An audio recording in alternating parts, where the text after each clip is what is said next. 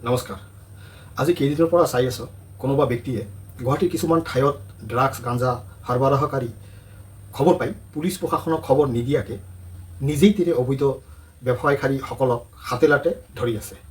এয়া ভাল কথা, কিন্তু ব্যক্তিগতভাৱে এনে অবৈধ ড্ৰাগছ গাঞ্জা ব্যৱসায় কৰা মানুহবোৰ ভাল নহয়। মই যিমান দূৰলৈকে জানো সিহঁতৰ মানসিকতা বৰ বেয়া। সিহঁতে নিজে বাচিবলৈ কাৰো প্ৰাণ লোৱাটো সংশয় নকৰে বা নাভাবে। তেনে ক্ষেত্ৰত সচেতন ব্যক্তিয়ে পুলিচ প্ৰশাসনৰ সহায় লোৱাটো সদায় প্ৰয়োজন। কিন্তু এটা কথা দেই, সেই খুৰাজনে সেই ড্ৰাগছ গাঞ্জা সৰবৰাহকাৰীসকলক ধৰিবলৈ লৈকেতো ঠিক আছে, কিন্তু কেমেৰাত বাৰে বাৰে বিহাৰী বুলি কৈ থকাটোও হে নুবুজিল। অসমত বা গুৱাহাটীত ড্ৰাগছ বা গাঞ্জা সৰবৰাহকাৰীসকল সমাজৰ শত্ৰু আৰু অসামাজিক ব্যক্তিহে। এজন দুজনৰ ভুলৰ বাবে ইয়াত এটা সম্প্ৰদায়ৰ বা জাতিক লৈ টানি লৈ অহাটো বিষয়টোক অসমীয়া আৰু অনা অসমীয়া কৰাৰ কাৰণটো কি এইখিনিয়ে নুবুজিল। কিন্তু খুৰাজনক আমি বহুতেই দেখা নাই অসমৰ সত্ৰ নামঘৰ মঠ মন্দিৰ আৰু অসমৰ পাহাৰ ভৈয়াম আৰু বনাঞ্চলৰ মাটি দখল কৰি বহি থকাসকলৰ বিষয়ে বা খুৰাই সেইসকলক লৈ বা তাত গৈ নিজে অসমীয়া হোৱাৰ দায়িত্ব লোৱা নাই। এইবোৰ দৃশ্য দেখুৱাই অসমীয়াক জাগ্ৰত কৰাৰ প্ৰয়াস কৰা আমি দেখা নাই। বাৰু যিয়ে নহওক, মোৰ আলোচনা খুৰাক লৈ নহয়, মোৰ আলোচনা বেলেগ। সেই বিষয়ে মই আহি আছোঁ। ভাই, আমাৰ নিচিনা বহুতৰে চিধা কথা। অসমত অসমীয়া আৰু অসমৰ খিলঞ্জীয়া জাতি জনজাতীয় বা অসমত জন্ম লৈ পূৰ্বপুৰুষৰ পৰা অসমত বসবাস কৰা যি জাতি সম্প্ৰদায় ভাষা ভাষিকৰ কোনো মানুহেই নহওক কিয়, যদি অসমীয়া গৌবেগ ধ্বনি দিয়ে আকৌ সেয়া সহ্য কৰাটো এজন প্ৰকৃত অসমীয়া আৰু অসমবাসীৰ কাৰণে অসম্ভৱ।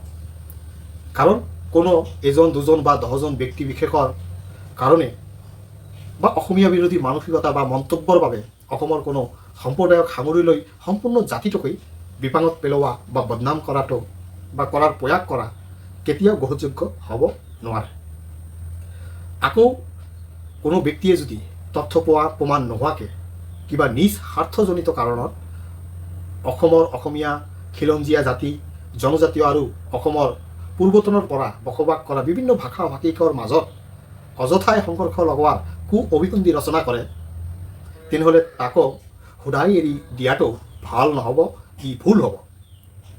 এনে ক্ষেত্ৰত অসম চৰকাৰে আৰু অসমৰ প্ৰশাসনে কঠোৰ পদক্ষেপ লৈ দোষী ব্যক্তিক জনসন্মুখত আনি অসমত এনে পৰিস্থিতি উদ্ভৱ হোৱাৰ পূৰ্বেই তাক কঠোৰভাৱে নিয়ন্ত্ৰণ কৰাটো অতি প্ৰয়োজনীয়। লাগে সি যিয়ে নহওক কিয়। লগতে প্ৰতিজন অসমবাসীয়েও এনে বিষয়ত একত্ৰিত হৈ আৰু সংযমভাৱে ব্যৱস্থা লোৱাটো প্ৰয়োজনীয়। গুৱাহাটী আৰ্য নগৰৰ ঘটনাটোক লৈ চাই আছে একাংশই এটা ইছ্যু তৈৰি কৰাৰ প্ৰয়াস চলাই আছে, পৰিস্থিতি উত্তপ্ত কৰাৰ প্ৰয়াস চলাই থকা যেন অনুভৱ হৈ আছে। আমিও বহুতেই হয়তো সেই কাজিয়াৰ সময়ৰ ভিডিঅ'টো সামাজিক মাধ্যমত বহুবাৰ ভালকৈ চাই চিতি দেখিছোঁ। কিন্তু ব্যক্তিগতভাৱে মই তাত কোনোবাই অসমীয়া গৌবেগ ধ্বনি দিয়া শুনিব নোৱাৰিলোঁ। কেৱল এজনে মোবাইল যোগে কেমেৰা কৰি থকাজনৰ ফালৰ পৰাই শুনিলোঁ কিয় অসমীয়া গৌবেগ ধ্বনি দিছে বুলি, অসমীয়া গৌবেগ কিয় ক'ব বুলি এনেকুৱা শব্দ শুনিলোঁ। বেছ টেঙাটো সেই ভিডিঅ'টোৰ পৰাই জটিল হোৱা যেন অনুভৱ হ'ল। বহুতে হয়তো এইখিনি কথাকেই লৈ বিভিন্নভাৱে আলোচনা সমালোচনা কৰিবলৈ গৈ বিষয়টো অসমীয়া অনা অসমীয়া অসমীয়া বিহাৰী কৰি পেলোৱা দেখি আছোঁ।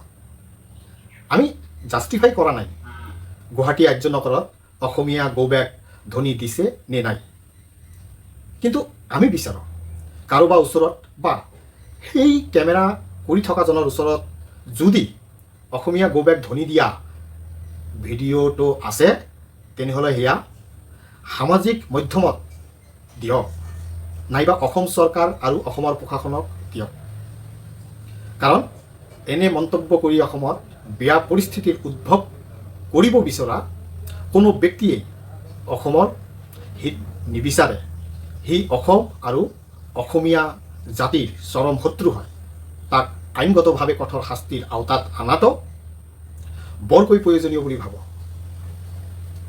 এইখিনিয়ে মোৰ মনৰ কথা আপোনালোকৰ সৈতে শ্বেয়াৰ কৰি লওঁ। কি উচিত কি অনুচিত মোতকৈ আপোনালোকেই সেই দিশত অভিজ্ঞ আৰু সচেতন। আপোনালোকেই বিষয়টোৰ ওপৰত বিচাৰ কৰিব। নমস্কাৰ।